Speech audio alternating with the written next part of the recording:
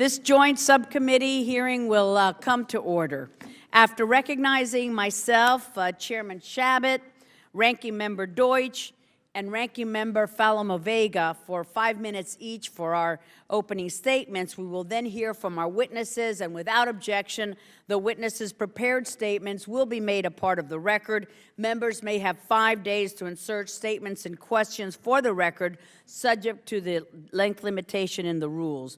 Before I begin my remarks, I would like to convey my deepest condolences to the family and friends of U.S. Army Captain Andrew Michael Pedersen Keel of South Florida, who was killed in action on March 11, 2013, while serving our country in Afghanistan.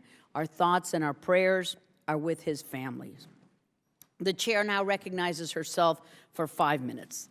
Last month, in his State of the Union address to the nation, President Obama announced that the United States will be drawing down our forces in Afghanistan by 34,000 troops over the coming year, and projecting that our military presence in Afghanistan will be over before the start of 2015. The President also announced that our forces will transition into a support role, handing the reins over to the Afghanistan National Security Forces, ANSF, while our focus will be mainly on training and equipping these forces. Reports indicate a remaining residual force of 3,000 to 9,000 troops, while many military commanders continue to push for a more robust role, including the commander of U.S. Central Command, who recommended that nearly 14,000 troops be left behind post-2014. The way forward may be debatable, but we should agree that the decisions must not be made for political reasons. Leaving before stability is assured would not only unravel all that we have worked so hard to accomplish in Afghanistan, but it would undermine the efforts of our men and women who have served so bravely and have sacrificed so much in Afghanistan, like the aforementioned Captain Andrew Pedersen Keel. Without the proper infrastructure, training, and support from U.S. and international forces, Afghanistan runs the risk of plunging into chaos.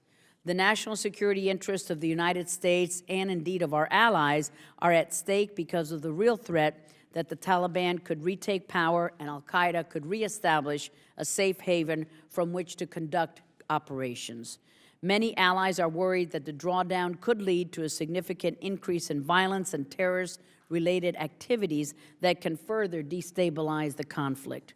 Most see Karzai as an unpredictable leader, yet they are concerned about his possible successor.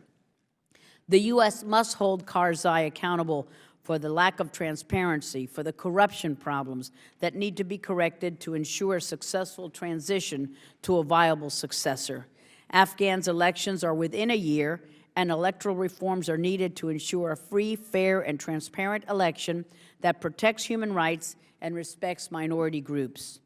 Karzai's recent actions reveal that he is attempting to play a dangerous but calculated game aimed at appeasing certain Afghan factions by vilifying the United States. Karzai accused us of working hand-in-hand with the Taliban to spread violence in Afghanistan. These inflammatory comments put the lives of our servicemen and women in danger. The commander of the International Security Assistance Forces and the U.S. Forces Afghanistan warned our troops that Karzai, quote, Karzai's remarks could be a catalyst for some to lash out against our forces. He may also issue orders that put our forces at risk, end quote. Karzai yearns to be known as the one who kicked out the foreign invaders, and he fears that he will suffer the same fate as previous Afghan leaders before him who were overrun or executed by the Taliban. This would open the floodgates from Pakistan, a country which has long been an insurgency sanctuary for the Taliban, al-Qaeda, the Haqqani network, and other extremist elements. Pakistan must do more to prevent extremists from using its areas as a staging point for attacks against the United States and our allies in Afghanistan. We must make an honest assessment of our relationship with Pakistan and judge its willingness and capacity to work with us in order to ensure that Afghanistan does not succumb to the Islamist and extremist threat. Pakistan must also do its part by eliminating its ties to foreign terrorist organizations. We must reevaluate our relationship with Islamabad if we are to continue to provide billions of dollars of taxpayer money to Pakistan. Pakistan's stability remains a vital U.S. national security interest, and our relationship is paramount in order to fight regional and global terrorism, to stabilize Afghanistan, and to protect long-term national security interests. Thank you. I will now turn to my ranking member, my friend, my Florida colleague, Congressman Ted Deutsch. Thank you, Madam Chairman, and thanks to our witnesses for testifying today.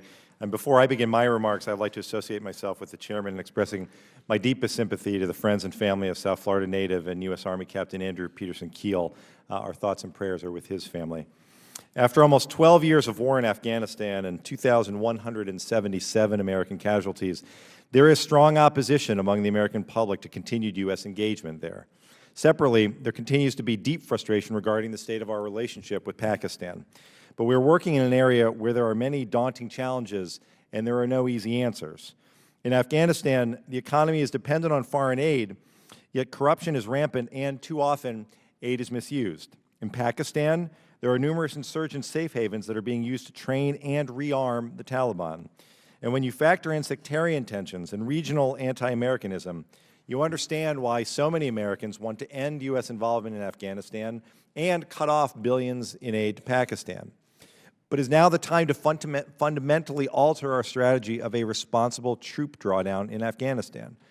Over the next year, the President will be withdrawing another 34,000 troops. That's now nearly 2.5 million American men and women who served our country in Iraq and Afghanistan and have returned to their families and our communities. We have an obligation to these men and women to work in a bipartisan manner to get our veterans benefits and care in a timely manner, to find employment, and to address the mental health issues necessary to stop the rising suicide rate. The sacrifices of those who have served and are returning from Afghanistan have helped contribute to numerous sustainable goals there. There are positive stories to tell. Under President Obama's leadership, we refocused our efforts and have now largely accomplished his goal of dismantling the core of al-Qaeda and ensuring that it can no longer use Afghanistan and the border areas of Pakistan to plan or conduct terrorist attacks against the United States homeland. Although the Taliban remains an active presence in Afghanistan, al-Qaeda in Afghanistan has been decimated, which is crucial to our national security. And it's important to distinguish that although the Taliban has a reprehensible history in Afghanistan, it was al-Qaeda that provided a direct threat to our homeland. In addition, largely due to U.S. and international aid in Afghanistan, since 9/11, the maternal mortality rate has declined by 80%. Access to basic health services is available to more than 60% of Afghans, up from 9% in 2001. And life expectancy has increased from 44 years to 60 in the past decade. There have also been tremendous gains in gender equality. Today, 1/3 of Afghanistan's 8 million students are female. Women now hold more than 1/4 of the seats in the parliament. And by the end of this year, at least 30% of government workforce will be women. In spite of all of the challenges Afghanistan is facing, an Asia Foundation poll found that the majority of Afghans think that their country is on the right track. Now, if we are going to commit U.S. personnel and resources to Afghanistan under the Enduring Strategic Partnership Agreement, the Afghan government must take the necessary steps to become a viable and stable democracy. Significantly improved cooperation with the Pakistani government is critical to the successful drawdown of troops and long-term stability in Afghanistan. Despite years of frustration and mistrust, recently exemplified by Pakistan's decision to move forward with a natural gas pipeline with Iran, we do share some core interests with Pakistan. We want national reconciliation in Afghanistan, and we do not want Afghanistan to be embroiled in another civil war. These are areas of agreement to work together on. But Pakistan must do more to ensure that safe havens along the border are rooted out. If any American troops are going to remain in Afghanistan, President Karzai must create an environment that enables U.S. forces to assist and advise Afghan national security forces in securing their country. This means negotiating a bilateral security agreement that provides U.S. troops with necessary protections. President Karzai must also recognize that his recent inflammatory anti-American rhetoric seriously harms our efforts to create and ensure stability and security in Afghanistan. The most important indicator for future stability in Afghanistan is the peaceful transfer of political power that will occur after the presidential election scheduled in April 2014. As we all know, the 2009 elections were marred by serious allegations of widespread fraud, resulting in the nullification of nearly 20% of the votes cast. If Afghanistan is going to progress as a sustainable democracy, it must start with free and fair elections in April 2014. As I said at the outset, these are difficult challenges and there are no easy answers. After 12 years of war and over 2,000 American casualties, we owe it to the Americans and those Afghans who have sacrificed so much to get this right. We went to Afghanistan to protect our own national security, and going forward, this must continue to be about U.S. national security. I look forward to discussing with the witnesses the best ways for the United States to secure our long-term security interests by helping Afghanistan move forward with its pursuit of a stable democracy.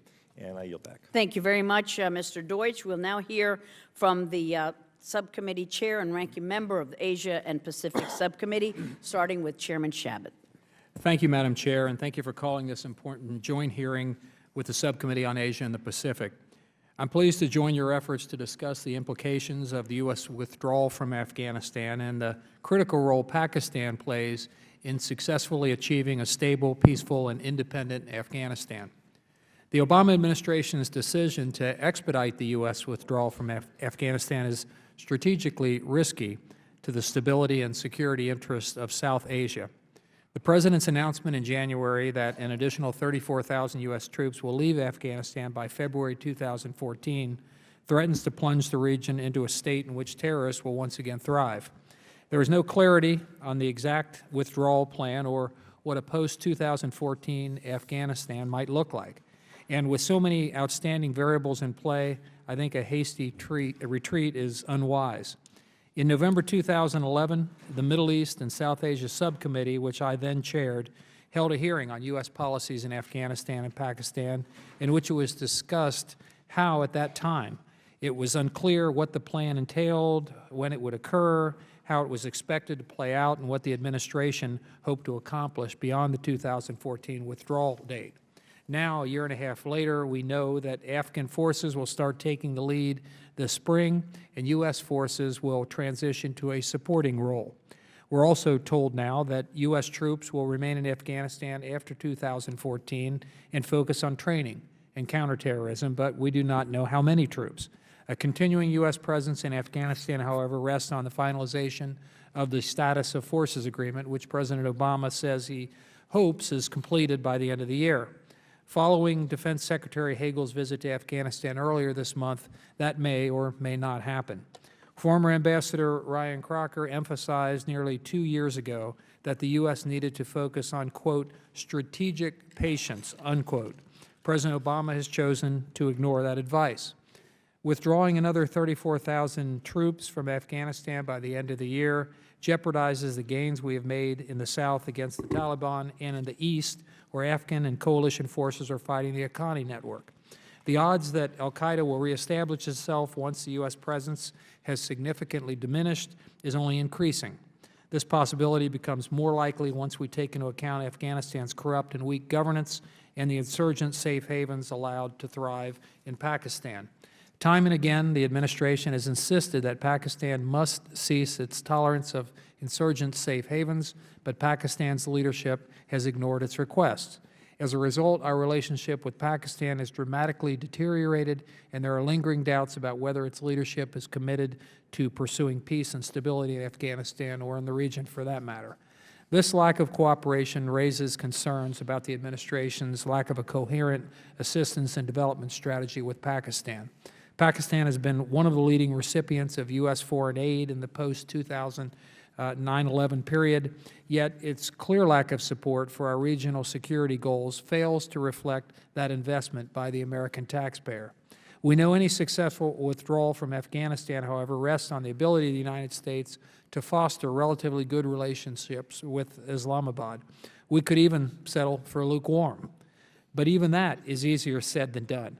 This particular challenge is further strained because of the administration's failure to put in place an effective regional strategy that involves Afghanistan's neighbors, Pakistan and India. 2013 will be a critical year for Pakistan. It will hold parliamentary elections this spring, which could result in a new prime minister. Add to that the turnover of its top military position, and we could see huge implications for U.S. security interests. Because of Pakistan's growing nuclear arsenal, embedded terrorist networks, turbulent relationship with India, and extensive influence in Afghanistan, its internal stability needs to be a priority. Otherwise, it could become a huge liability for U.S. broader objectives in Asia. Pakistan is hedging its bets. It continues to support extremist groups so that it can maintain an indispensable position in Afghan peace talks and deny India, our strategic ally, any significant influence. With a severe trust deficiency between our two countries, Afghanistan's decision to grant Pakistan a central role in selecting Taliban figures for governance positions is very concerning. With so many unresolved issues, a premature withdrawal from Afghanistan will leave behind a war between competing factions, all with vying interests. And lastly, there has been much discussion recently regarding notions that Pakistan is having a strategic change of heart. While Islamabad claims U.S. and Pakistani interests can be brought into alignment, I believe we must remain skeptical of the internal divergent interests that risk undermining U.S. objectives. I hope today's witness will touch on the likelihood that Islamabad's recent gestures are indeed a legitimate effort to cooperate with the U.S. and its neighbors. I want to again thank Chairwoman Ros-Lehtinen for calling this hearing. Thank you so much, Chairman Chabot. So pleased to recognize now the Ranking Member, Mr. Falomavega. Thank you, Madam Chair and Chairman Chabot. I would like to join my colleagues in welcoming the distinguished panel of regional and security experts who will address the way forward towards Afghanistan and Pakistan. I have a particular vantage point as a veteran of the Vietnam War. Well, remember President Nixon's plan for Vietnamization of that war. I can clearly state that the future destiny of any nation is primarily determined, in my opinion, by the people of that nation itself.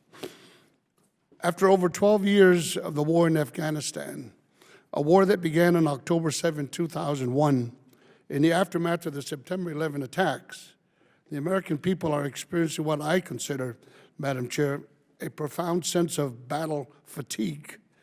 This is a war that has lasted longer than our nation's 8-year struggle for independence against the mighty British Empire, and longer than the 4 years of civil war that cost some 600,000 soldiers in their lives of that civil war that we went through.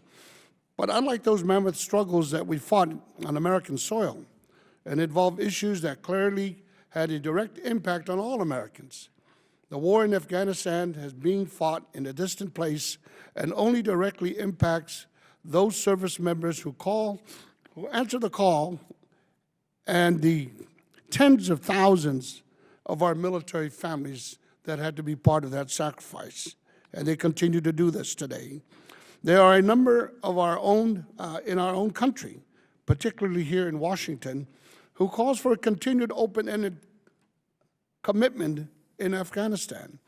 They remind one of the American patriots, Tom Paine, who wrote, and I quote, "The summer soldier and the sunshine patriot will, in this crisis, shrink from the service of their country.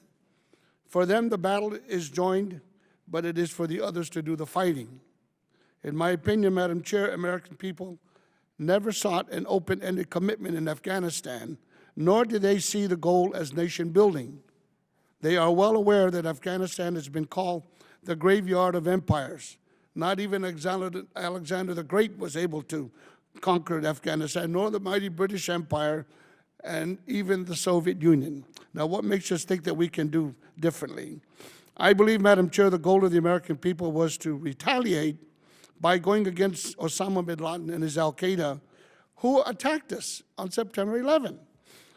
Salmon bin Laden is now dead, and his son-in-law, the so-called mouthpiece for al-Qaeda, was recently captured and brought to the United States. American people believe it is high time to declare victory in a war in Afghanistan and to bring our young men and women home. Madam Chair, the Iraq War, $2.2 trillion we spent in the Iraq War, costing some 4,400 American soldiers' lives and some 137,000 Iraqi men, women, and children and their lives. What has it produced for us today? I cannot take enough, to say enough, of the sacrifices that our soldiers, we cannot even take care of our veterans right now as a result of them having to fight in that war in Iraq as we're doing now in Afghanistan. I'm interested to note, Madam Chair, 60 years, and we still have 29,000 soldiers in South Korea. It's supposed to be an armistice. What are we, the policemen of the world? That's how the opinion of some of our colleagues here in the Congress, I believe. Madam Chair, thank you so much. I look forward to hearing The from you. gentleman yield for a Thank question. you. Thank you. Thank you. We're so proud of our patriots who are wearing our nation's uniform, and in that I include my daughter-in-law, Lindsay, who has served admirably in Iraq and Afghanistan and continues to serve today, and so many who are battling it every day. Thank you so much.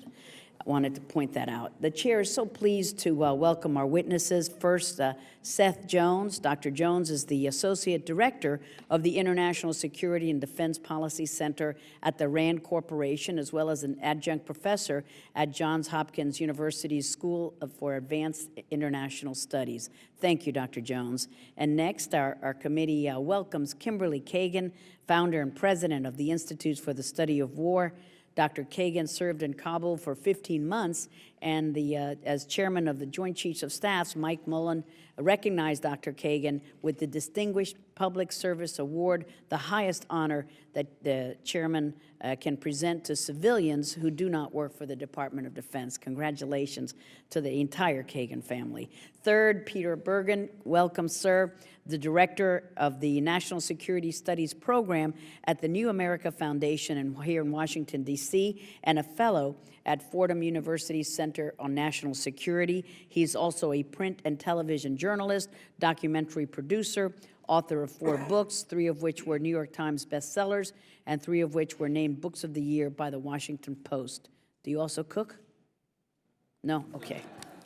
And finally, we welcome Daniel Markey. Thank you, Daniel, Senior Fellow for India, Pakistan, and South Asia at the Council on Foreign Relations, where he specializes in security and governance issues in South Asia.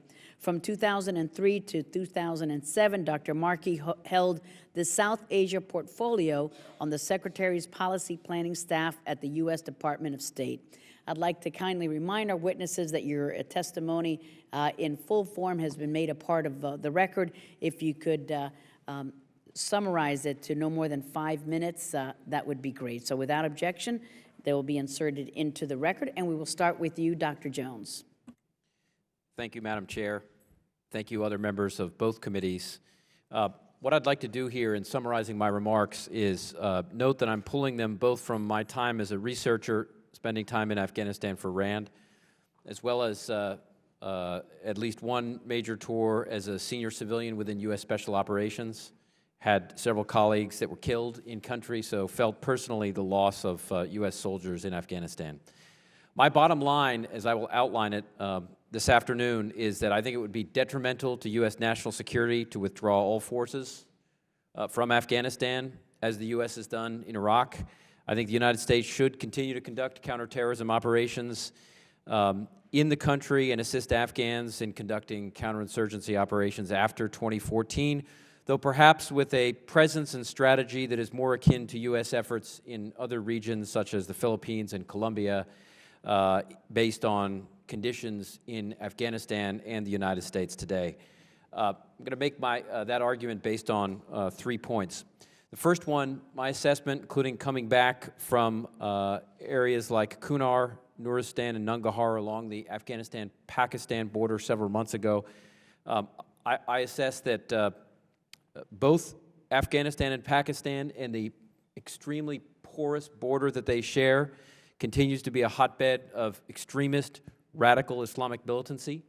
There are a range of groups in that region that continue to threaten U.S. security and its interests overseas, including Al-Qaeda, which, as several panelists here have noted, has been weakened, but I would say still retains a core leadership and still has a presence up in Kunar, where I was with foreigners, including British citizens, training in camps under individuals like Farouk al-Qahtani. Lashkar-e-Taiba, which has conducted attacks in the region and has had operatives arrested in the United States for terrorist activity. Tehrik-i-Taliban Pakistan, which was involved in the 2010 Times Square plot in New York City, the Haqqani network, and a range of others.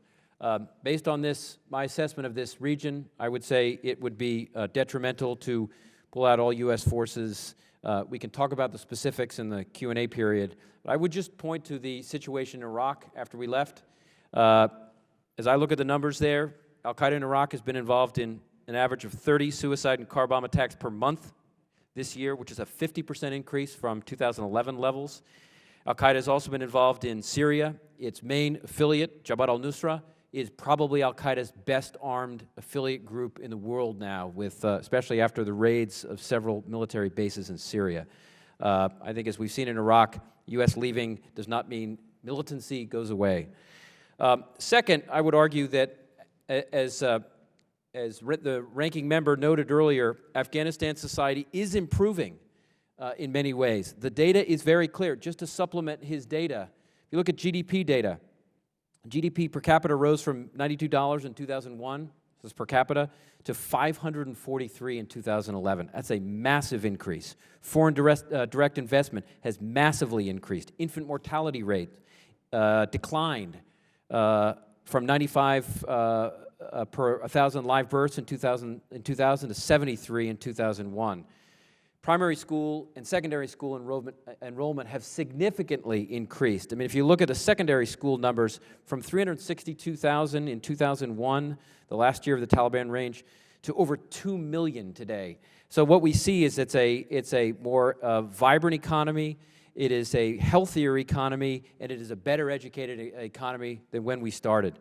Based on a range of other data, I would say, including if you look at some of the improvements in the Afghan National Army, the Asia Foundation data is probably best. Afghans believe it is a better force today and that it needs less support from foreign troops. We have made progress on multiple fronts. I think we lose that if we leave, not to put a fine point on it. Happy to go into more details in the question and answer session. And let me just say finally to conclude, I think it's helpful to have a discussion about the criteria for an exit. My view is U.S. should exit this region when we have no serious national security threats to the U.S. We are not there yet. Let me conclude briefly with a quote from the Lawrence of Arabia, which I think will be helpful as we think about how to proceed. And I'm going to substitute the word Arabia here, Afghanistan for Arabia. Lawrence said, "Do not try to do too much with your own hands. Better the Afghans do it tolerably than that you do it perfectly. It is their war, and you are there to help them, not to win it for them." Actually, also, under the very conditions of Afghanistan, your practical work will not be as good as perhaps you think it is. So with that, I will Excellent way to return end. this. Thank you, Dr. Jones. Dr. Kagan. Thank you very much, Madam Chairman, and the distinguished members of both committees. It is a great pleasure to be here with you today to discuss this vital issue. I, too, like Dr. Jones, believe that a successful outcome in Afghanistan is essential to America's national security here at home, as well as throughout the region of Southwest Asia. And I, too, believe and indeed assess that the dismantling of al-Qaeda core, although it is something that has been undertaken over the last decade, is far from complete and far from sufficient to achieve our national security objectives in Southwest Asia, in Pakistan and Afghanistan. Unfortunately, al-Qaeda is an ideology, and ideas, and an agglomeration of organizations that rely on one another to perpetuate militancy, not only in Afghanistan and Pakistan, but also elsewhere on the globe. And unfortunately, that means that dismantling al-Qaeda core does not actually suffice to complete the reduction of the threat of that radical militancy and terrorism against the United States or its allies in the West or within the region. As Dr. Jones said, there are numerous groups thriving in the borderlands between Afghanistan and Pakistan, whether it be al-Qaeda itself, TTP, LET, the Haqqani network.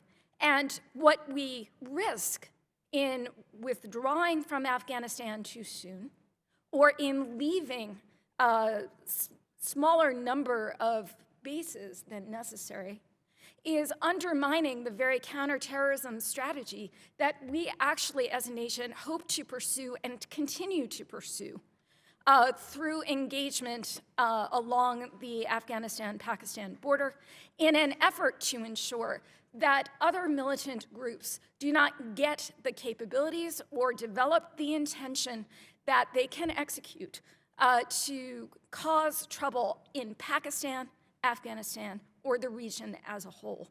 This is one of the places or areas in which I differ from the opinion of many senior administration officials, because what we are talking about here is not simply whether al-Qaeda's affiliates have the will to attack the United States or its Western allies. We're talking about groups whose intentions, wills, and capabilities will change over time as our force presence changes, as Pakistani politics changes, and as Afghan politics change. Therefore, we actually have a requirement to continue to defend America's national security that goes above and beyond al-Qaeda's senior leadership and actually requires a long-term presence, if not an indefinite presence, within the region. What does that long-term presence mean? What should it look like? Well, it needs to be based on the bilateral security agreement that we are working through difficulty with President Karzai to achieve. It requires basing for counterterrorism operations. It requires training the Afghan national security forces. But most of all, it requires being in Afghanistan for two reasons. One is to help preserve the essential stability of Afghanistan. Essential because when Afghanistan is stable, so too is the region. It is a centrally located place, and peace and stability inside of Afghanistan tends to emanate outward toward its neighbors and be a stabilizing effect on them. Whereas conflict and civil war inside of Afghanistan tends to invite proxy participation by foreign states and competition that results in violence, terror, and militancy in a greater number of ungoverned spaces. We have to remain in Afghanistan to prevent Afghanistan from, once again, becoming an ungoverned space wrapped in civil war. The Afghans right now are looking to us to commit to them, and they are hedging against two possibilities. One is the possibility of radical success, that in fact the policies that they and we are pursuing now will lead them to a peaceful and stable Afghanistan in which their political lives and these kinds of changes will continue. The other is a civil war, which will result not only in their loss of power, but in the destabilization of an entire region where this militancy will continue to exist. Thank you. Thank you so much, Dr. Kagan. Mr. Bergen. Madam Chair and the members, thank you for this invitation. It's really a privilege to be speaking here today. I make my comments based on traveling to Afghanistan starting in '93 during the Civil War. I was there under the Taliban, so I have a personal sense of what it has changed over time. And many of these changes, of course, are very good. And I've been traveling to Pakistan since 1983. Pakistan just celebrated an enormous milestone on Saturday, which is the first civilian government to complete its term in Pakistani history. As you know, there's been 3 successful coups in Pakistan, many other coup attempts. So the fact that civilian government has completed its term and that Pakistanis will go to the polls to elect another civilian government, we're looking at a period when we might have a decade of uninterrupted civilian rule, which is enormously important as we look to the future of the region. The Pakistani military has no interest at this point in mounting a coup, and also probably doesn't have the capability to do so. And so we're in a kind of different space, and this is an optimistic moment, I think, for Pakistan, despite all the problems that we know exist in that country. Another great opportunity is the election which we've referred to in Afghanistan. It's both a moment of opportunity and of great peril. If this election is as flawed as the 2009 election, this could precipitate a return to renewed civil conflict. If, on the other hand, this is reasonably fair and free, and is reasonably fair, reasonably free, and reasonably uncontested, this will set Afghanistan down the path to basically some sort of political agreement that will prevent the renewal of some civil war there. On the matter of troop numbers, we can have a debate about whether 8,000 is the correct number or 15,000. I think much more important is the issue of what we say when we actually announce the figure. We have negotiated a great, U.S. government investment in this strategic partnership agreement, and a partnership agreement that goes on till 2024. We should make it clear that our commitment is till 2024, whether it's 6,000 soldiers or 9,000 or 10,000, whatever the final number is, because Afghans have received a lot of conflicting signals in the past about our intentions. For instance, when the surge was announced, the 30,000 troops, it was also announced the July 2011 withdrawal date, and that became more important in certain Afghans' minds than the fact that the President Obama, in his first term, actually tripled the number of troops in Afghanistan from 30,000 to 90,000. But there was real concern about this withdrawal date, so we shouldn't make the same mistake twice. On the question of, is a civil war likely?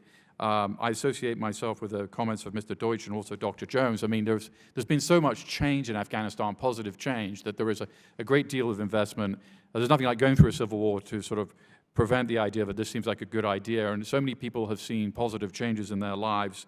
I just wanted to add some to the data that Dr. Jones and Mr. Deutsch mentioned. I mean, 5 million refugees have returned home to Afghanistan. There's nothing like a refugee returning home as a signal of faith in the future of the country. Relatively few of the millions of Iraqi refugees have returned home to Iraq. Iraq is still regarded as too unstable.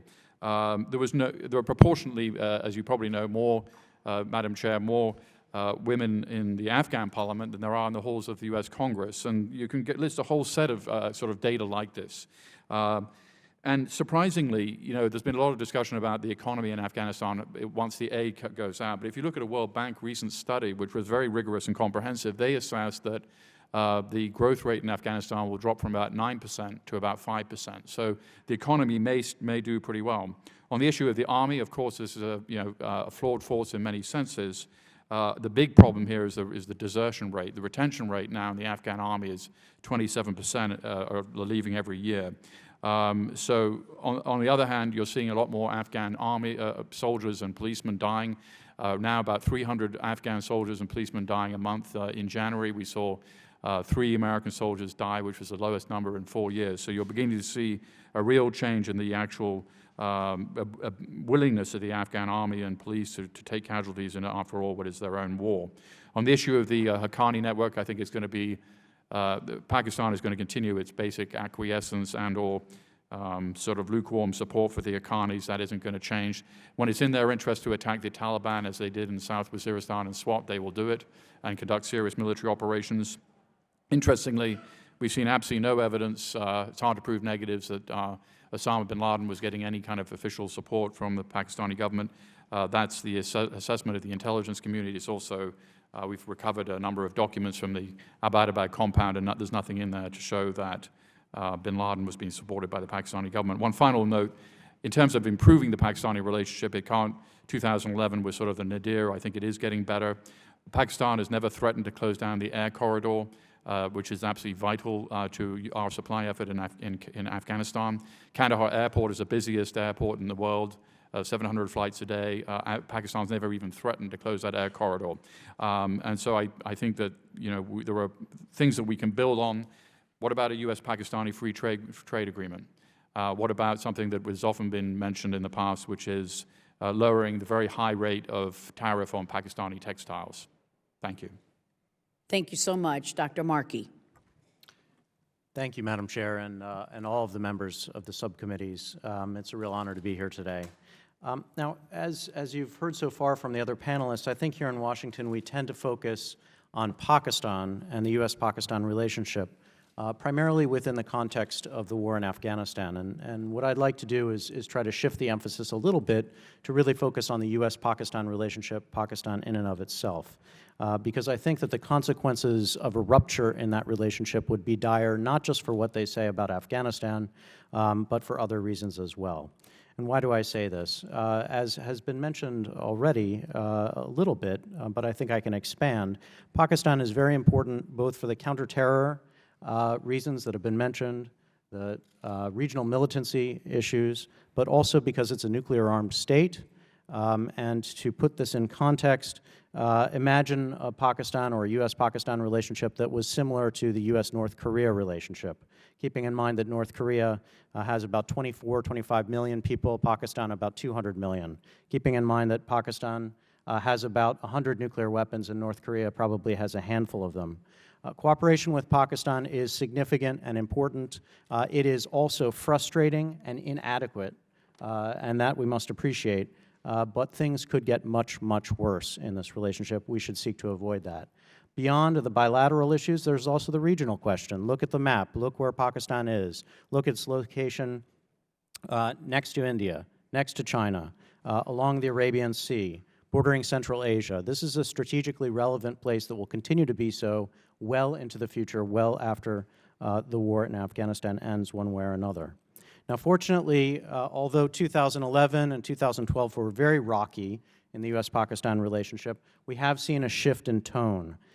Pakistan reopened the ground lines of communication, restarted dialogues with the U.S., presented itself as being more eager to be involved in the reconciliation process with the Afghan Taliban. Now, this is driven primarily, I believe, by Pakistan's anxiety about the future, anxiety about the war in Afghanistan.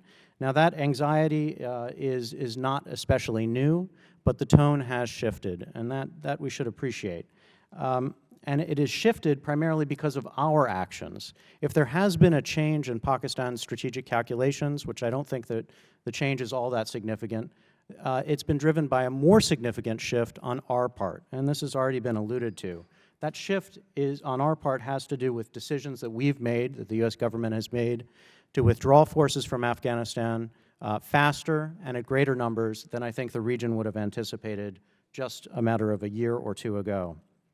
And I think this has also been coupled with a far more energetic effort on our part, on the U.S. government's part, to reach out to Afghan insurgents through this process of reconciliation. Now, so if there's a change, it's been the change of the United States. And what will this mean? What will these changes mean for post-2014? Well, I would sketch out two scenarios, and we've heard a bit of this so far. But if everything works as we hope, that is, if we can build the Afghan National Security Forces and transition to them over time or on time, and bear some of the burden for that with our allies, if we can see Afghanistan through the next political transition, that is their presidential elections, if we can bring the bulk of the insurgents on board through some sort of a reconciliation dialogue, and if we can maintain a cooperative relationship with whatever new Afghanistan emerges to keep up a fight against remaining terrorist cells, that would be great. Then I think the United States' core interests will be met, Pakistan's interests will be met, the region's interests will be met, Afghans will be pleased. But if we can't do this, if we can't succeed in this process and it breaks down along one or more fronts, then what is likely to happen is the situation in Afghanistan will deteriorate. And I'm more concerned perhaps than at least some of my colleagues here, who I am more concerned that we could see a spiraling of the insurgency and a downward deterioration into worse civil conflict. At that point, the consequence for Afghanistan will be dire, but I would also point to the consequence for the U.S.-Pakistan relationship. There will be mutual recriminations. We will blame each other. We already do so. The consequences then could be for greater rupture between the United States and Pakistan. So the end game of the war in Afghanistan could set us up for a break in the U.S.-Pakistan relationship. What should we do from this? First, don't confuse what we're seeing with Pakistan as more of a strategic shift. See it as a tactical response to our behavior. Secondly, look for narrow points of cooperation where we can with the Pakistanis. We will not agree on many important things. We will agree on some. And finally, we should use the time that remains in our drawdown in Afghanistan, where we still are focused, with arms, personnel, resources, senior level attention to strike hard at our adversaries and enemies along the border with Afghanistan and Pakistan, both because they will be a threat to us if they persist, as others have made out, but also because they will be a threat to Pakistan, the U.S.-Pakistan relationship, and the region moving ahead. So we have a limited amount of time to really make a military difference on that score as well. Thank you. Thank you very much. Excellent testimony, and I'll speed through the questions so we can get as many members as possible. Our exit strategy, the bilateral security agreement, certainly our exit from Iraq was not optimal, as President Obama would say about other things. Is the same mistake going to be repeated in Afghanistan? Along with legal immunity for our U.S. forces in Afghanistan, another controversial point between Karzai and the United States has been the issue of prison transfers from U.S.-run detention center near Bagram to Afghan custody. There have been several delays, with the last one coming while Secretary Hagel was just in Afghanistan. Why is Karzai so adamant that these transfers happen immediately? Why has this been such a difficult issue to resolve? With all of the corruption problems surrounding the Afghan government, can the U.S. trust that government to properly secure those prisoners in a manner consistent with our standards? And why is Karzai willing to undo all of the goodwill that had occurred between the U.S.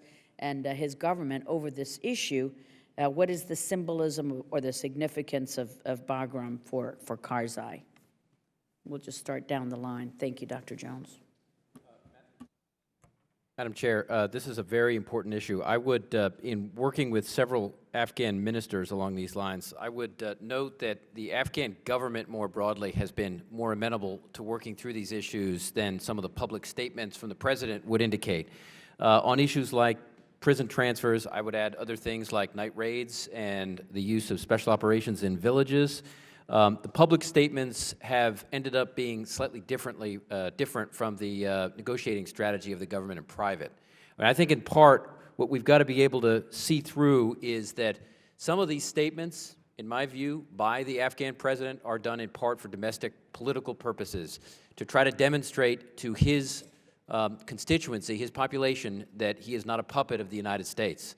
So I think we have to take some of his comments into domestic politics, into a domestic politics context.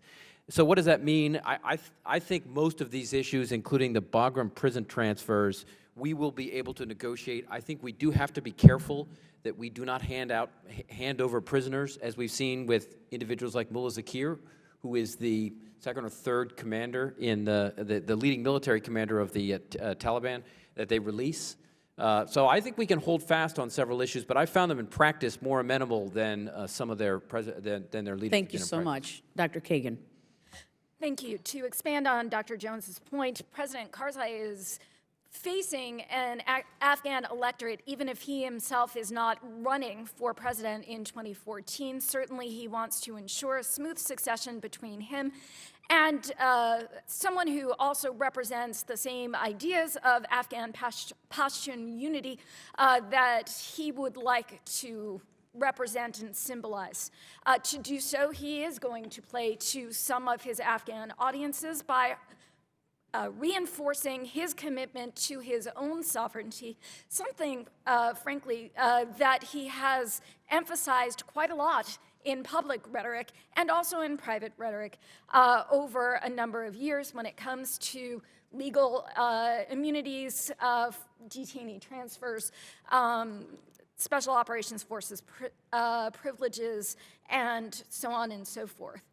I think what is essential here is first to recognize that we, the United States, are never going to have a total convergence of interest with President Karzai. He's the president of a sovereign nation, and he has different interests from ours.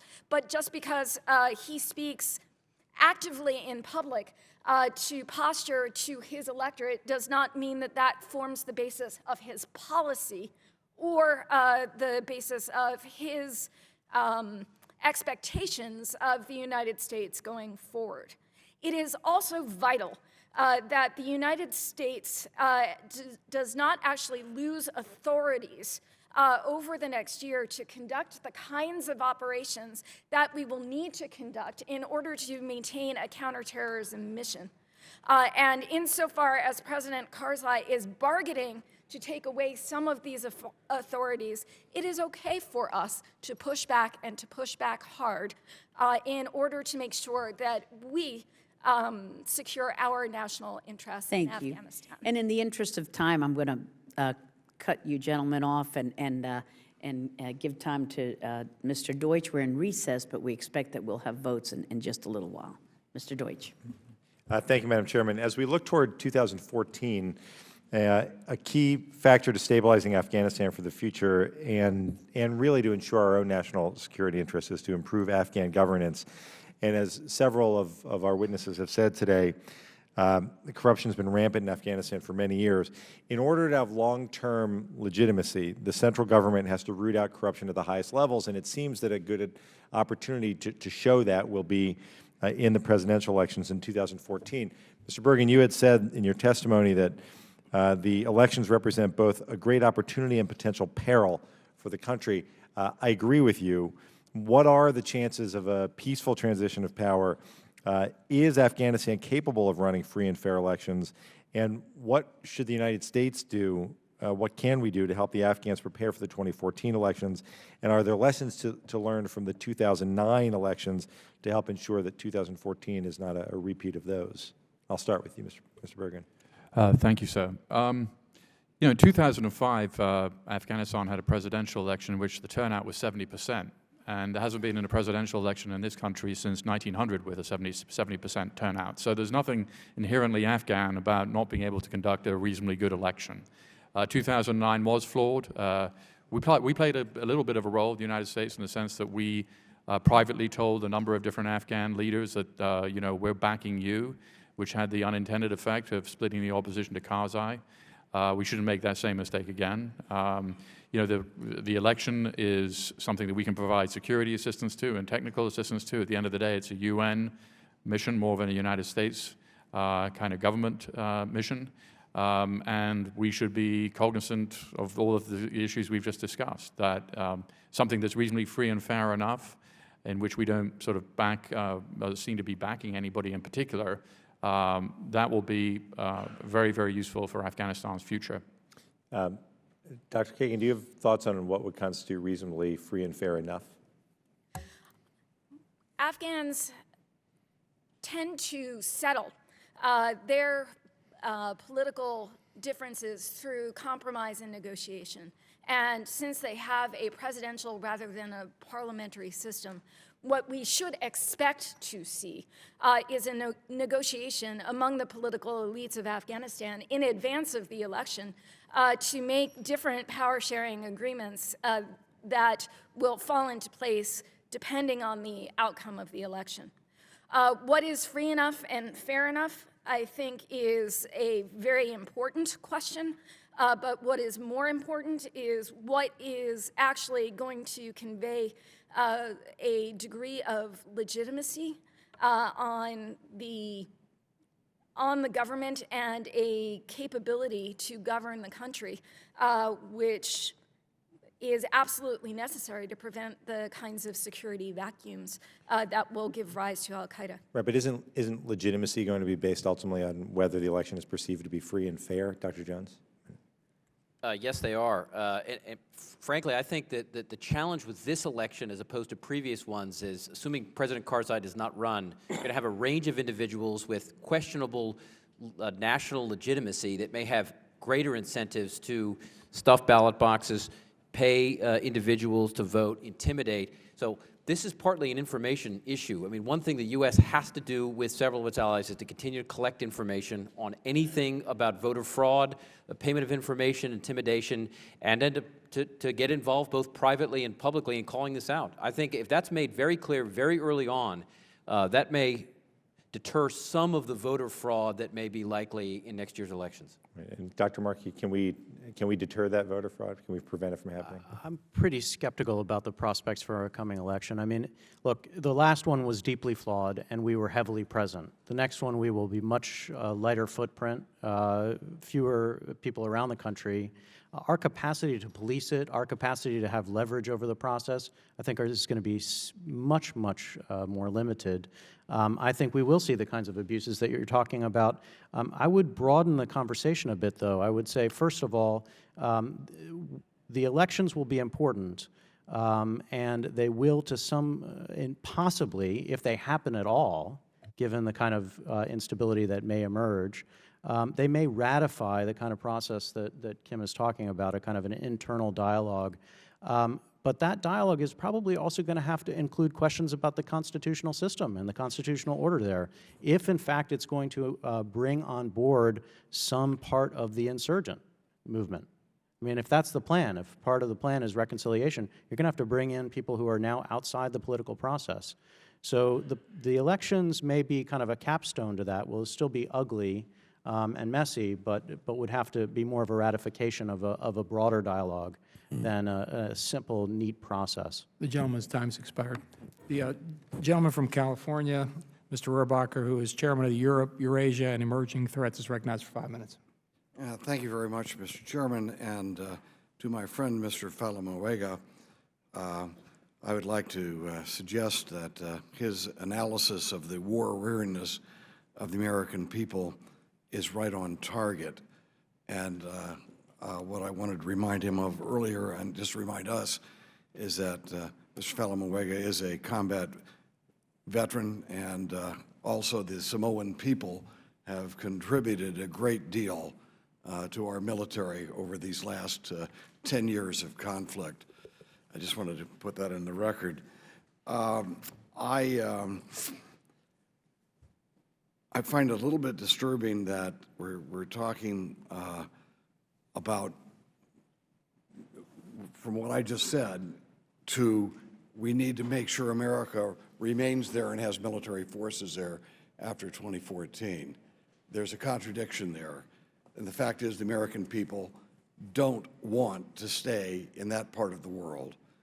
And let me just note that the optimism of this panel, especially the last two members here about Pakistan, let's just note, things have changed in the last 20 and 30 years.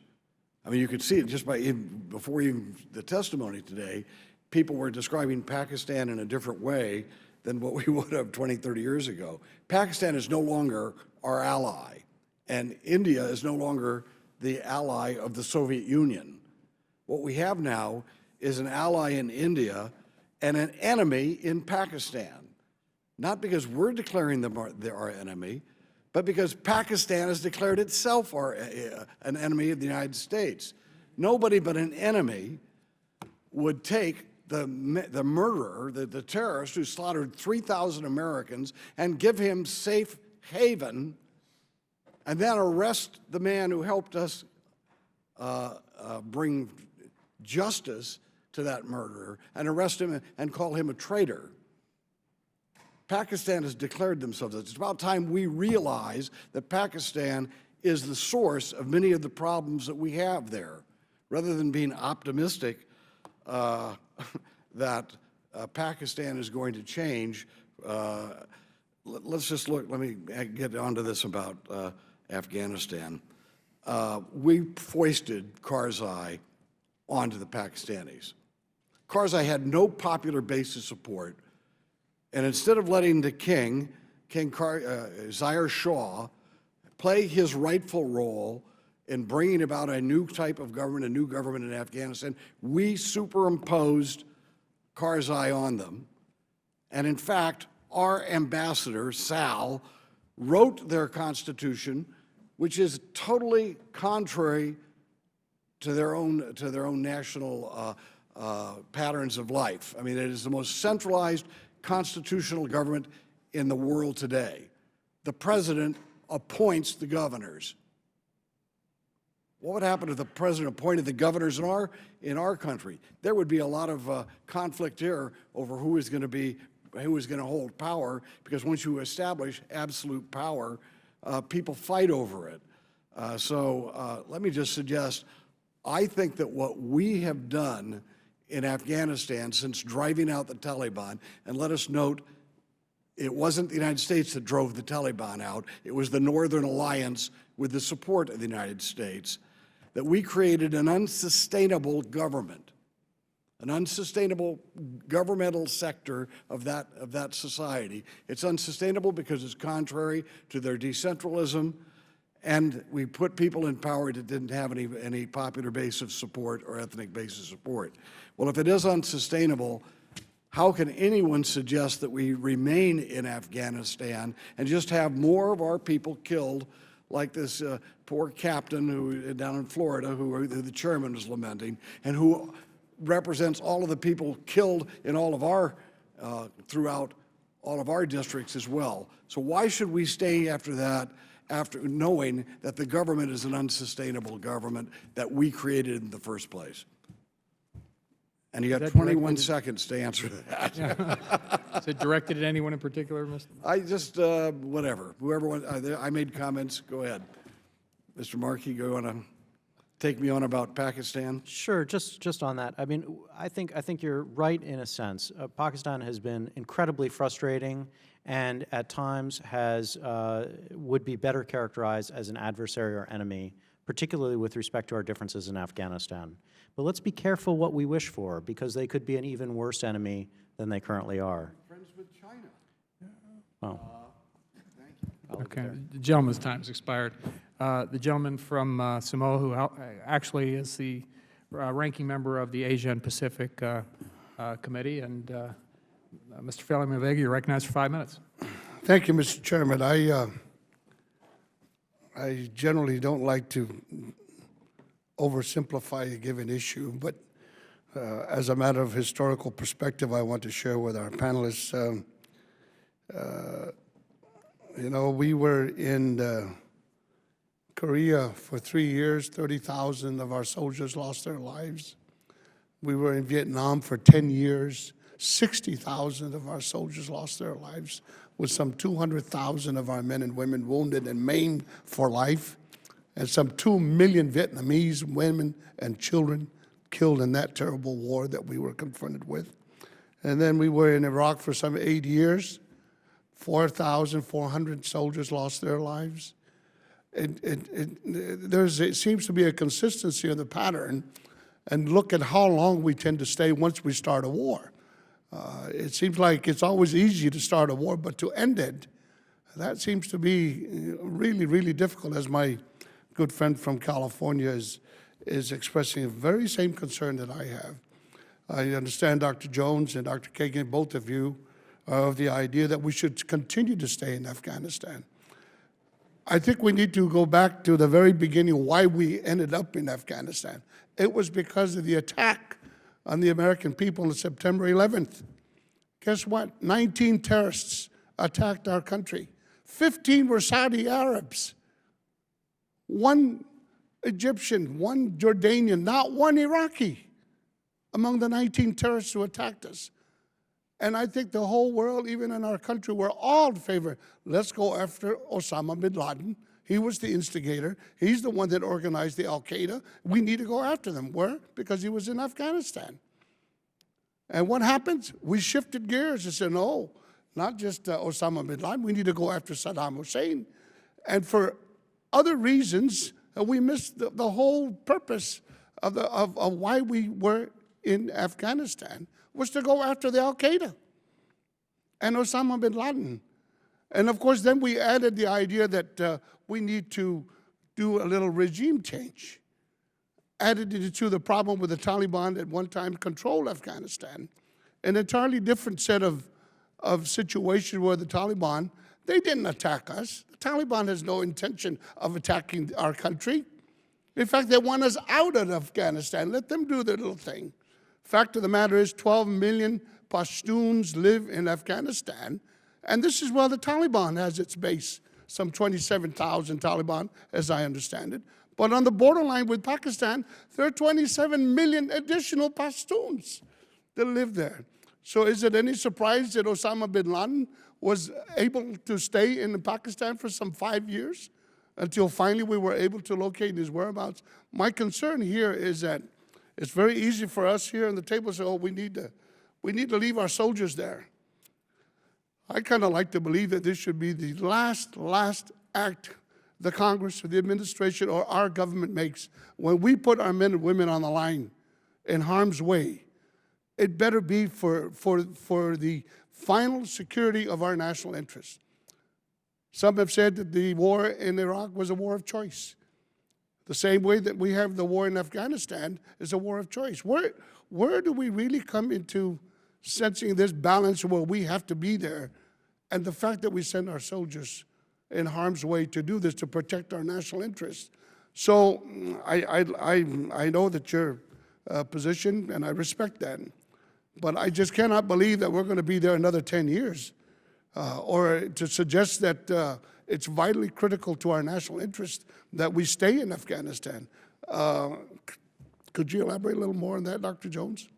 Yeah, sure. And I sympathize with a range of your comments on other theaters, including Iraq, to some degree. But let me just say this, two things. One is that the American presence and the strategy can vary quite a bit. The U.S. has played a very useful role in undermining and countering terrorist and insurgent groups with a limited presence in the Philippines and Colombia and a range of other places that does not require large amounts of money, large numbers of boots on the ground, and large numbers of Americans dying. So I do think there is some variation in how we proceed that may look like other cases. The last thing I'll note is my concern right now in Afghanistan is if we look up in Kunar province where we have current al-Qaeda training camps, small, they're there because they have a local Taliban ally in that case. It's a district-level commander. That's the situation I want to make sure if we leave too quickly, that stuff doesn't spread. I'm sorry, my time's up. Thank you, Mr. Chairman. Thank you. The gentleman's time has expired. Excuse me. Mr. Bergen, let me ask you a question. You had mentioned in your statement that, pardon me, that you felt it was a mistake that the administration had announced the surge in Afghanistan and basically at the same time announced that we're pulling out by this date. What do you think were the consequences of announcing that when they did? What could have or should have happened differently? So what do you think was actually the results of that? Yeah, I mean, this is all in the context of tripling the number of troops in Afghanistan from 30,000 to 90,000, which has happened under President Obama. But unfortunately, people and the media, of which I'm part of, sort of seized on the part of the speech where it said the drawdown was going to start in July of 2011. And I think the problem with that is that Afghans do actually want us to stay, generally speaking. They're not happy about some of the things that have happened, but they see us as a guarantor that the Taliban won't come back and a guarantor that neighboring countries, whether it's Iran or Pakistan, don't take too much of, don't take too much of a role in the future of their country. And so, I think that in retrospect, that July 2011 was a mistake, which was why let's learn from our mistakes. When we announced the new level of troop numbers, and we've already negotiated the Strategic Partnership Agreement, let's point out that the Strategic Partnership Agreement is still 2024. And these are not combat troops. These are advisory troops, some people doing counterterrorism. So the concern about large numbers of American soldiers dying in post-2014, we've already seen the numbers are, they've gone, the numbers are very in single digits right now every month, as opposed to the much larger numbers we were seeing before. So I think just learn from this error, if possible. Okay, thank you. Let me shift gears. Recently, the Iran-Pakistan pipeline, also called the Peace Pipeline, gained some momentum. The pipeline was inaugurated this month in the southern Iranian port city of Chabahar by President Ahmadinejad and President Zardari. And Iran offered Pakistan a loan of $250 to $500 million to work on the 781-kilometer portion of the pipeline inside Pakistani territory. Russia and China have also indicated their willingness to help Pakistan. to construct the pipeline. And in January, U.S. Consul General Michael Dodman said the State Department would impose sanctions against Pakistan if it finalized the deal with Iran. Taking into consideration that once a country is dependent on a particular source for their natural gas supply, it's extremely difficult to change course.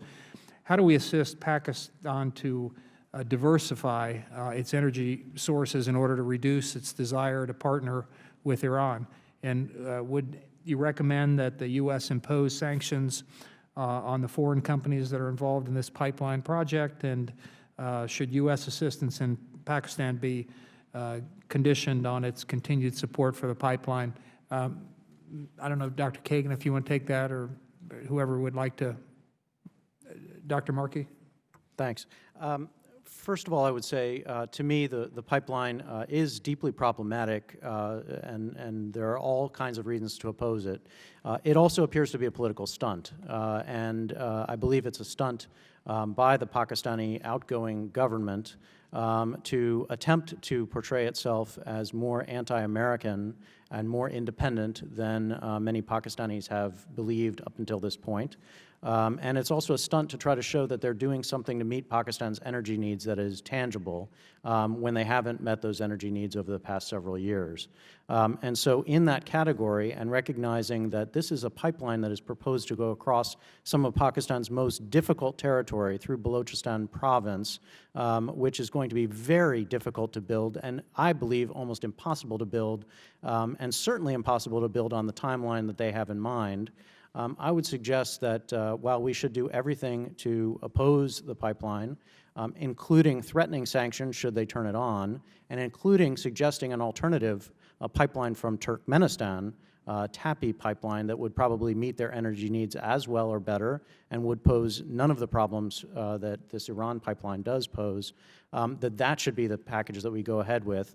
That doesn't mean imposing sanctions now, but it does mean leveling threats and making it clear that those sanctions would be imposed should they open up such a pipeline down the line. But as I say, it's years away if it ever happens. Thank you very much. My time's about ready to expire, so I'll now turn to Mr. Wilson, gentleman from South Carolina, 5 minutes. Thank you, Mr. Chairman. Thank you all for being here. I'm particularly concerned about insider attacks. Over the weekend, I had a very sad opportunity to participate in a visitation for a very dedicated young American who has done so much for our country. She's retired Sergeant First Class Inez Renee Odom Baker of Casey, South Carolina. She was murdered during an insider attack this month as she was serving with dedication to help the people of Afghanistan as a civilian contractor. My sympathy to her two sons, Andre Odom and Larry Mitchell Jr. and family.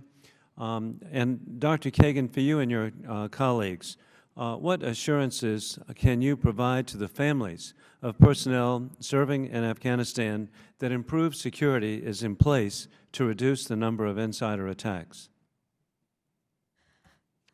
I cannot possibly myself give guarantees to the families of those who are in Afghanistan. And the issue of green on blue attacks is something that is meant to be of concern to all of us because it is a strategic opportunity that the Taliban is taking, that disaffected individuals within the Afghan army who are not affiliated with the Taliban are taking, and that the Afghan government is unfortunately not able to deal with entirely because, frankly, our proximity to, partnership with, and continued interaction with the Afghan national security forces is so essential to the long-term outcome and stability in Afghanistan that despite these attacks and despite the threat that they pose to the men and women who serve in military and civilian capacities, we actually need to persist with that close partnership in order to achieve our strategic objectives over the long term, namely a degree of stability in Afghanistan and an ability for that army to have the capability to defend its own country's borders so that ultimately we can reduce our forces and come home. Thank you. If any other would like to comment, yes, Dr. Jones. Yeah, just a couple of things. One is the levels of insider attacks were at a historical peak last year. Both ISAF and the various components made a concrete effort to improve, and I was out there looking at some of this, the vetting process for the Afghan local police and the Afghan National Police and the Afghan National Army, which seems to have reduced by the end of the year, in some cases, the number of green-on-blue attacks, including the collection of information, monitoring of cell phone conversations in some cases with active Taliban or Taliban sympathizers, to make sure if there are any problems with current Afghan national or local security officials, that those are dealt with. I think there's been a greater recognition. Some vetting has been improved. But I would say the other thing I just comment on is this is one area where I do think we have to push back on the president of Afghanistan. Comments like the United States is collaborating or has common interests with the Taliban has the potential to cause an increase in insider attacks if that is the message that the president of that country is sending out to his forces. So I think a very strong pushback to him that those statements actually are counterproductive because they threaten the security of U.S. forces operating in there would be helpful. If Mr. Bergen or Dr. Markey, do you have? And indeed, I appreciate the efforts at vetting, and I was happy to hear, even to the point of monitoring cell phone conversations, that it's particularly important to me. I'm very grateful. Thanks to my wife, Roxanne, we have 4 sons serving in the military today. They are veterans of Iraq, serving with Bright Star in Egypt and Afghanistan. And so our family truly is appreciative of any effort to make sure that insider attacks are eliminated, reduced. So again, I want to thank all of you for being here today, and I yield back the balance of my time. Gentleman yields back, and we'd like to thank him, who also served his country as well in uniform. We appreciate that. And I want to apologize to my Democratic colleagues. I went over here twice in a row, and my bad. The gentleman from California, who's also the ranking member of the Terrorism, Nonproliferation, and Trade, Mr. Sherman, is recognized for 5 minutes. I doubt very much whether we're going to see a peaceful, unified, progressive state in Afghanistan, but I have no doubt that there will be those advocating for unlimited American resources, treasure, and blood to try to achieve that objective. Dr. Jones, I want to thank you for your pointing out that we can have an anti-terrorist presence in Afghanistan involving a tiny fraction of the cost and casualties than we've experienced over the last several years, especially since the surge.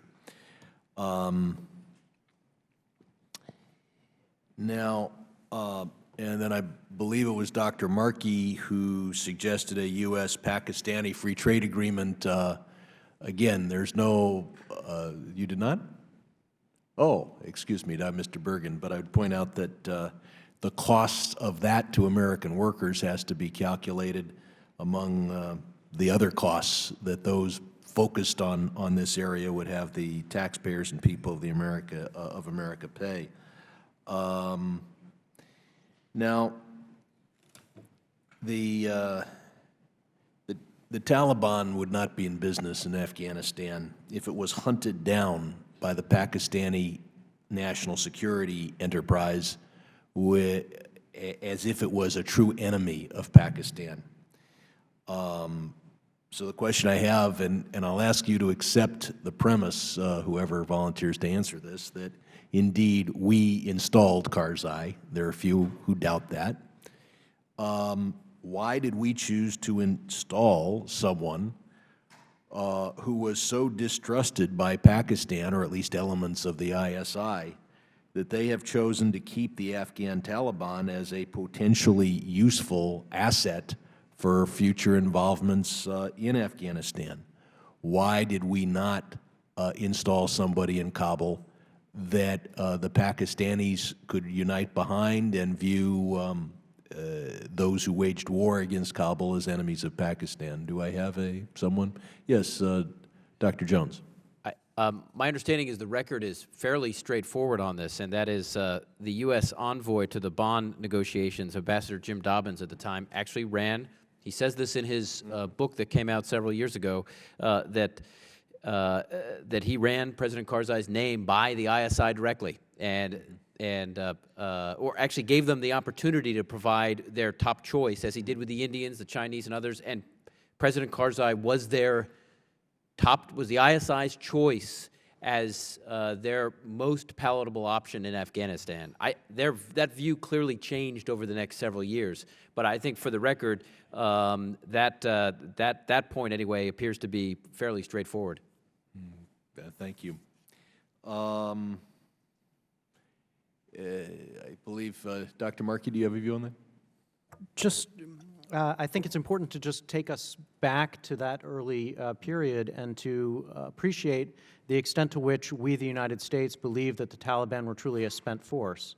And I think that most of the countries in the region also believed that they had been thoroughly beaten, and that this was a very winnable prospect, and that Karzai, if it is true that the ISI were willing to accept him as a sort of a best of bad alternatives candidate, they were willing to do so because they believed at the time that the war had been won by us, that it was over. And another view is they just viewed whoever we installed in Kabul as somebody who'd only be there for a year or two, and they'd sweep them aside and put in whoever else they wanted, which is the other story I've heard.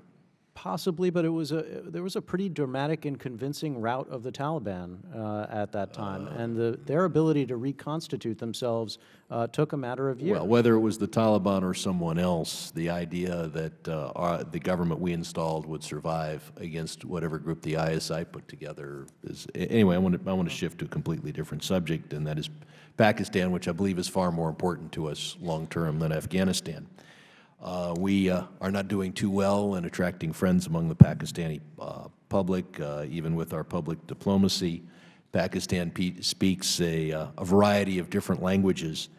What should we do to reach out to the different communities that make up Pakistan? Should we be doing more in, for example, the Sindhi language with our broadcasting through Voice of America and through public diplomacy? Or should we adhere to the view of some in Islamabad that we should treat Pakistan as a purely Urdu-speaking country?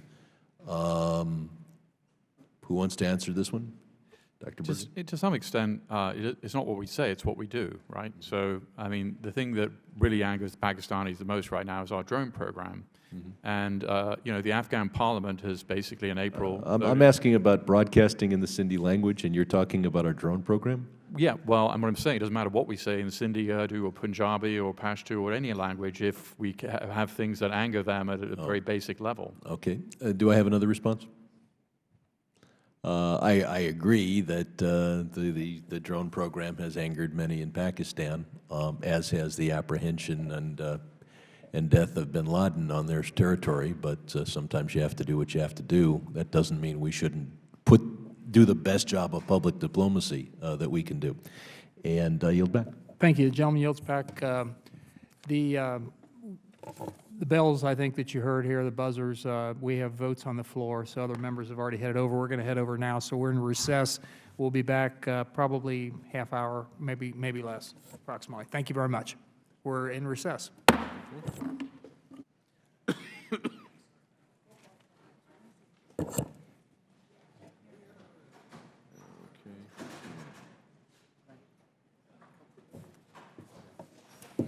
That's interesting.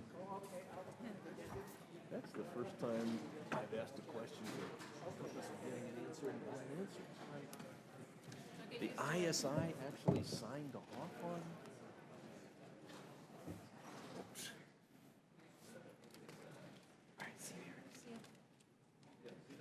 Yep. Why is they signing off on those? Listing him.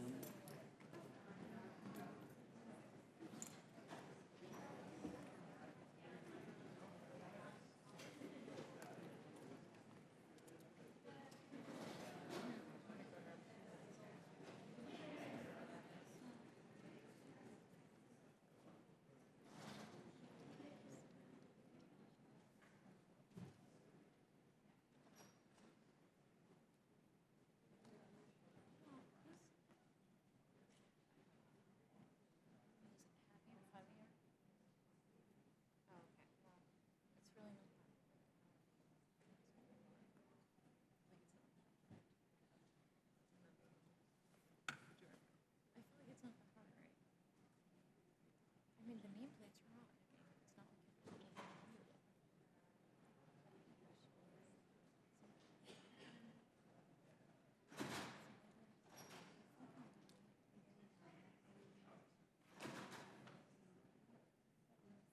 But then, and then afterward, yeah, yeah, oh, someone confused.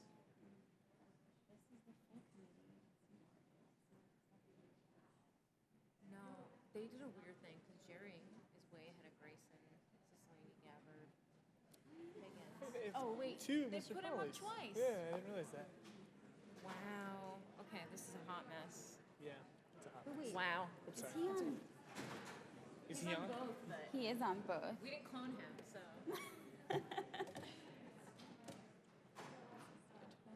What a mess. Oops, sorry. It's not happening. Unless he's a twin. An evil twin. I don't know. I hope so. All right, I'm gonna grab food before we. I didn't even notice the two Connolly things. I didn't either, because I saw the one down there, 'Cause but then I walked saw in you. this way. I just saw that. Yeah, of course, right? And then I was down there. Sorry, thank you.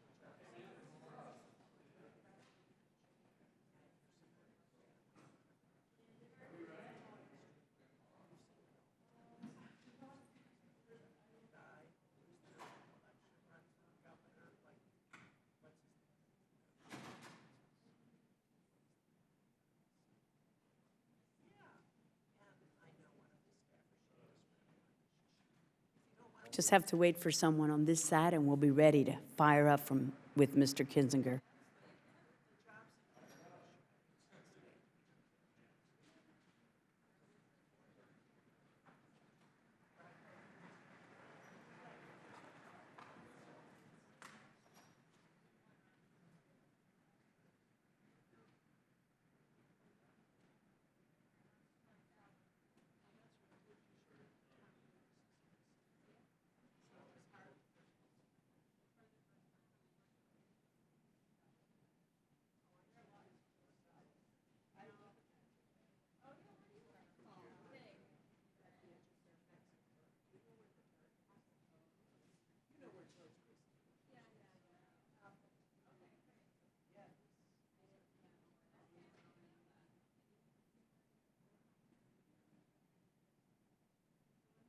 I am going to start just because I see now at 3:30 to 3:45 we'll have our second and final vote series.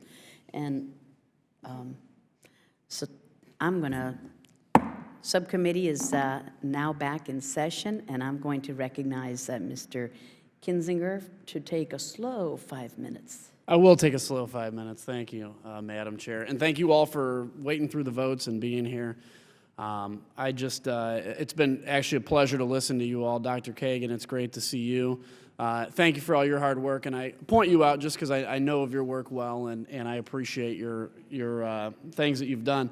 I actually have to admit I was very bothered earlier when I heard America basically, in essence, in a roundabout way, referred to as an empire, when somebody had mentioned that Afghanistan is the deathbed of empires, like for some reason America has somehow been chasing the vast natural resources in Afghanistan or the huge copious amounts of oil.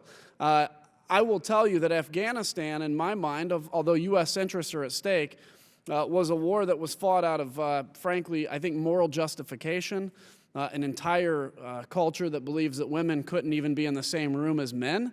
You hear about people that would have their nose and ears cut off because somebody in the family committed a crime and they would be used as payment. Frankly, I think what America has done and what the Western world has done in Afghanistan has been frankly pretty amazing. And I also want to just briefly explore the issue of the surge and the surge in Iraq. When President Bush added troops to Iraq, it wasn't the addition of the troops that really made the difference. It was that in that time, the enemy believed that America could not stand the heat of the improvised explosive device attacks, of the attacks that were going on, the massive casualties, and thought that the President Bush would eventually say, we're done, we can't take it anymore. And not only did the President not say that we're not done, he said, we're going to send more troops in, and we're going to win this war. And what you saw when that happened was on a dime, the war in Iraq turned. And the war in Iraq went from a bloody 100 American troops lost a month to a massive shift and a victory, frankly, for the United States that I feel and I'm afraid that we squandered away a year ago. In Afghanistan, and this is my first question, we talked about the 2014 timeline. I think it was Mr. Bergen that had mentioned the second you say we're surging troops, but they're leaving, so basically the last troop going in is actually going to cross paths with the first troop leaving from the initial entrance. You send a message to the enemy, and the Taliban have a saying. They say, America has the watches, but we have the time. So you send a message to the Taliban, and you say, hey, look, we're sending more troops, but just wait your turn. I know you've been fighting this war for decades. Just fight it a few more years because we're out. It sends the wrong message. So the question I have for the four of you, and please answer very briefly, what's up with the year 2014? Is there a reason that 2014 was actually picked? Is there a reason on the ground? Or was 2014 used because of a political concern back here at home? It's palatable to the American people. Because I think, as I heard my colleagues on the other side mention, when you use American troops, you have to do so very judiciously. I agree.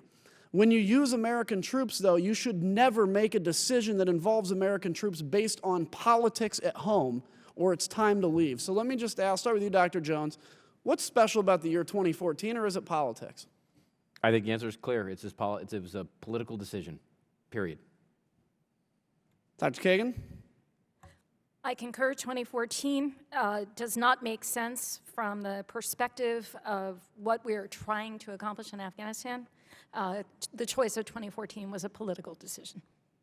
Mr. Bergen? I think it's a little more complicated than that. This was a decision that was arrived at with the Afghan government and also with our NATO allies, which number, I think, 21 in Afghanistan right now. And we have negotiated a strategic partnership agreement till 2024, so it's not like we're turning the lights off in 2014. Okay. Dr. Markey? Yeah, no doubt that it has a political component, but the original 2014 suggestion, I believe, factually came from President Karzai and then was latched onto by the administration. Just one quick point.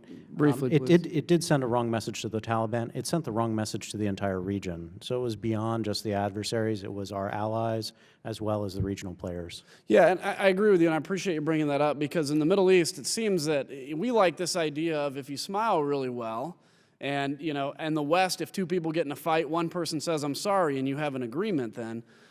In the Middle East, it's frankly strength. And the second you say, we are eager to get out of here, you've just shown the enemy they can outlast us. My last point, and it's not a question, it's a point. Vietnam. We can look back at the Vietnam lessons, say we should or shouldn't have been there. I'll argue that a different day. But at the end of Vietnam, we left people that have stood up and fought for a Southern government, that fought for freedom. We ended up leaving them high and tight, high and dry, and a lot of people died as a result.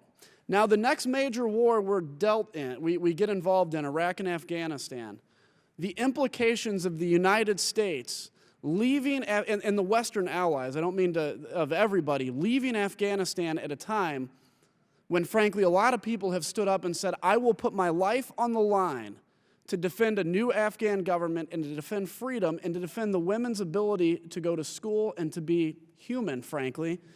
If we leave, I think that sends a message to the rest of the world that if we ever have to do something like this again, and it's ignorant of us to think we never will, it would be very hard to get locals on our side when we ask them to support the United States or the Western world again. With that, Madam Chairman, thank you. I'm late. I yield back. Amen. Thank you very much. And so pleased to yield to another combat veteran, Congresswoman Gabbard. Thank you. Thank you very much, Madam Chairwoman. I appreciate the insight that each of you have shared today, as well as the variety of opinions that have been voiced by our colleagues on the committee. Really, my question is centered around more specifics. Each of you has touched on, at one point or another, using different words, about the necessity to remain in Afghanistan specifically, but what does that actually look like? What does that actually mean when you're talking about numbers of troops on the ground? I think Dr. Jones mentioned during one of his responses to the questions, saying that it doesn't necessarily mean that you have tens of thousands or over hundreds of thousands of troops that remain there. I'd like to know your thoughts on specifically what going forward that looks like, and how long that'll be required in order to achieve the goals that you have stated that you feel are important to our national security. Very briefly, the way I envision this right now, one option anyway, because I think there are a range on the table, is on the military side. I mean, we can talk about civilian presence later. The goal, I think, has got to be to focus on training, equipping and advising Afghan National Army, Afghan National Police, and Afghan local police forces, conducting direct action operations against high-value targets, and then providing some limited enablers such as intelligence, civil affairs, military information, support operations. Based on a range of estimates, including the size of Afghan national security forces and others, one could envision, depending on allied commitments of forces, anywhere between 8 to about 15,000 American forces. The question on timing, and a lot would depend not just on the numbers, because I think we get into a numbers game pretty quickly. A lot of it also depends on the strategy one uses and other factors, how you deal with the sanctuary. The sanctuary is a key component, should be a key component of any strategy in Afghanistan, because the leadership structure has not been targeted and sits across the border in Pakistan, especially the Taliban's command and control node. My one last comment along these lines is I think on the timeline and exit, I can't put a year there, because I think it's a conditions-based one that ties in very closely to the threat to the U.S. homeland and its interests overseas coming from this area. When that threat goes away, I think it's time to go. I concur. I don't think that there is anyone here on this panel who believes that there should be an indefinite number of troops committed to Afghanistan indefinitely. We are in a process of drawing down, in part because of the changes that the Afghan security forces have themselves experienced. During our surge, they too have surged. But it is absolutely vital that our withdrawal of forces remains conditions-based, based on conditions of the ground, that the commanders in Afghanistan have the flexibility to bring in the units that they need to hold the bases that they need and conduct the logistical support that they need in order to do the missions that Dr. Jones has mentioned. Therefore, as we look at the drawdown, it is very important, really quite vital, that it not happen faster than conditions on the ground permit. Thank you. I think it's just important to note the distinction. I know there were some comments made that militancy does not go away when the U.S. leaves. Car bombs and attacks that are still continuing in Iraq, Al-Qaeda's presence in Syria.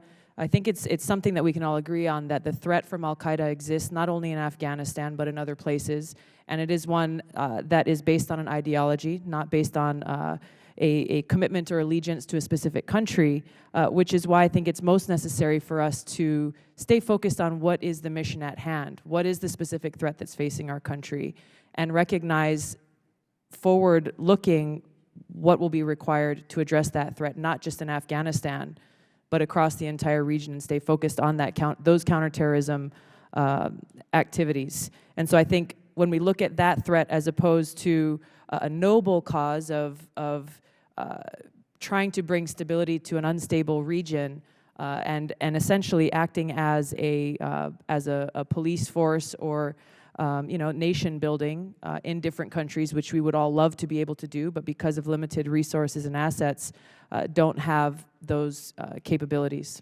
Thank you. Thank you very much. Mr. Connolly is recognized. Thank you, Madam Chairman, and thank you for holding this hearing. Welcome to our panel.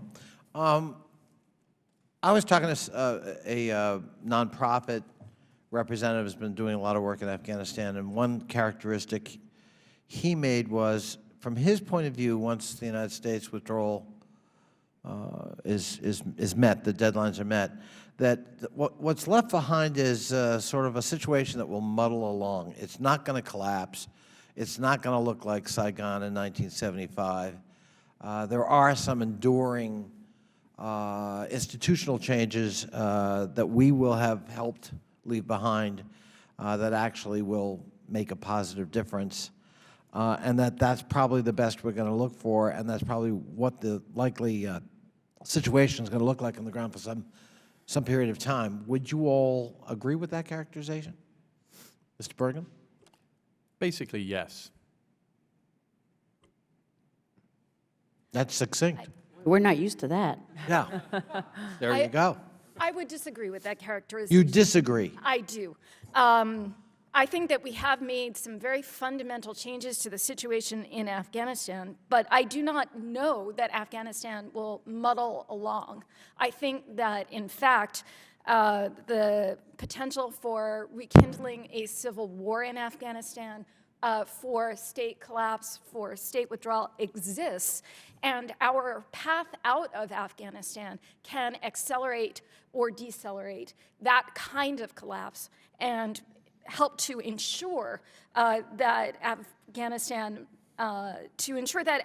continues to muddle along. We need to make sure that there's support to the Afghan government. Dr. Jones. I think the part of the answer to your question depends on identifying a handful of key variables that could push this in a roughly muddling along in a positive way to very badly destabilizing. I would just point to at least three off the top of my head. One is the activity of neighbors.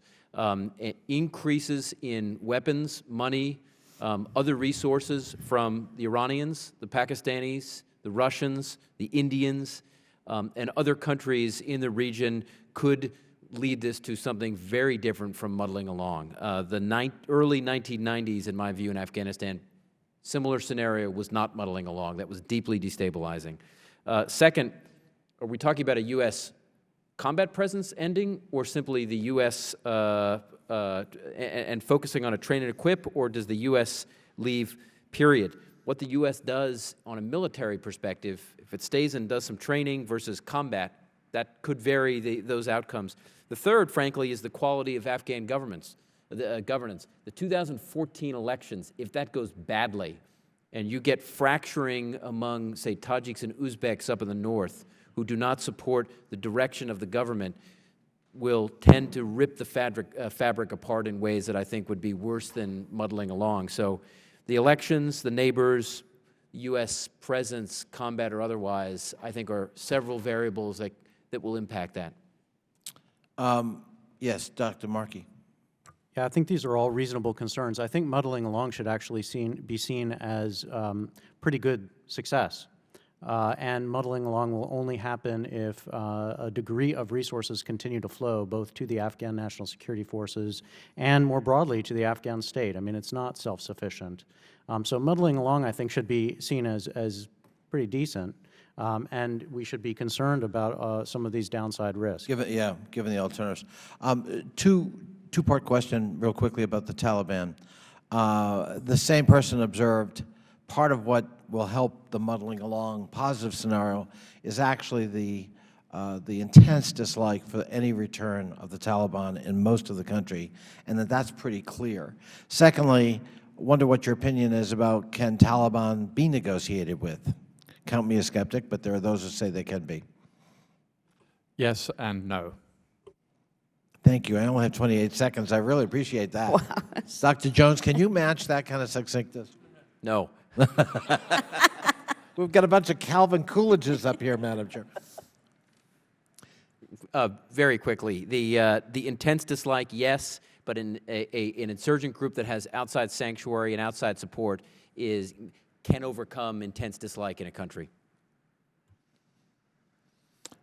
Mr. Bergen's answers, Madam Chairman, remind me of the story told about Calvin Coolidge at a dinner party where a woman sat next to him, President Coolidge, and said, you know, you've got this reputation for being so laconic, and I bet somebody $100 I could get you to say 3 things. He looked at her and went, you lose.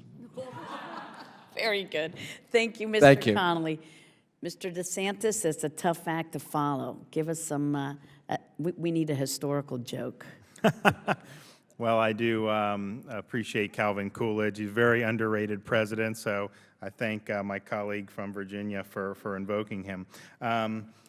In terms of the footprint that you recommend, Mr. Jones, Dr. Jones, and I agree, I mean, in terms of having folks there, I think you recommended between 8,000 and 12,000. I mean, sometimes people say, oh, just throw some special operations forces in there, but you don't just throw special operations forces in there. You got to have at least some conventional forces to support them, and obviously intelligence and the CIA component as well.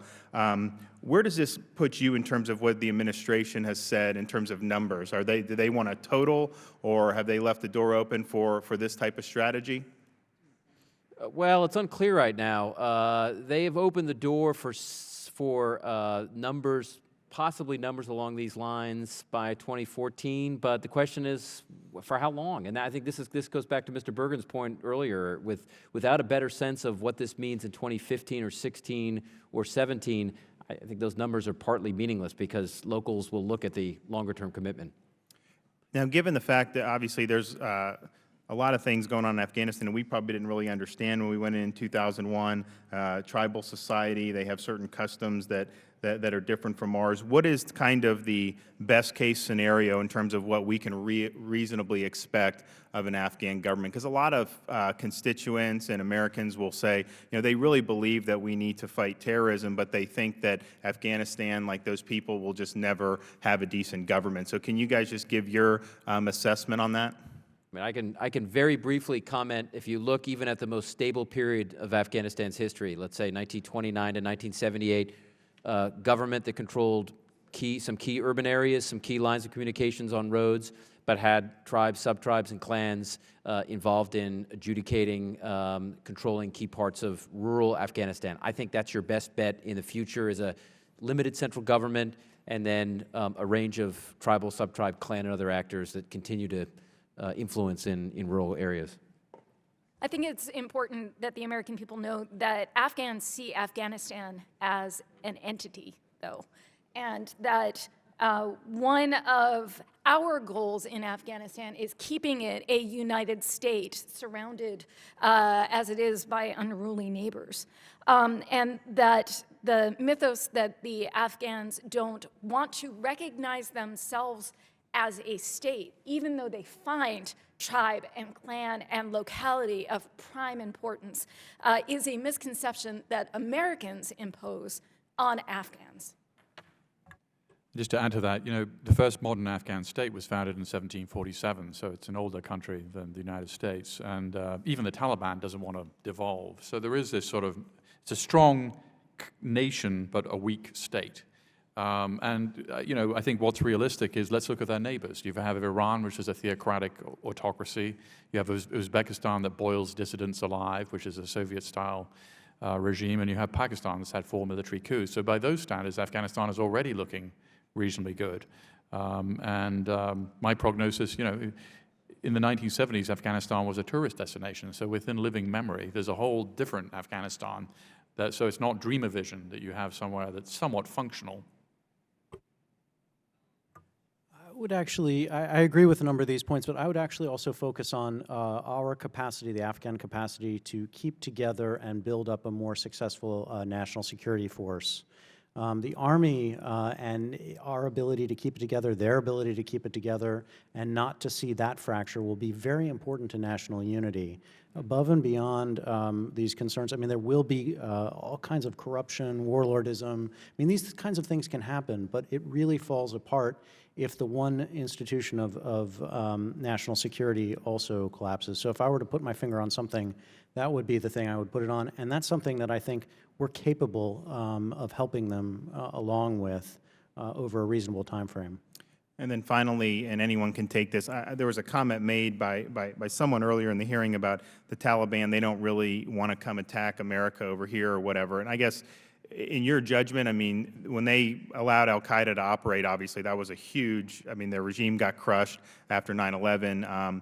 Would they want to work with al-Qaeda again if the U.S. withdraws?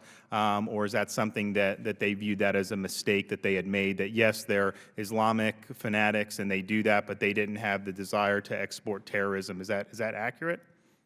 I think very briefly, it is impossible to generalize about the Taliban. The Inner Shura has expressed some concerns about al-Qaeda, but we see local al-Qaeda commanders developing a relationship with local Taliban commanders, meaning that part of the answer depends on what level of the organization you're talking about.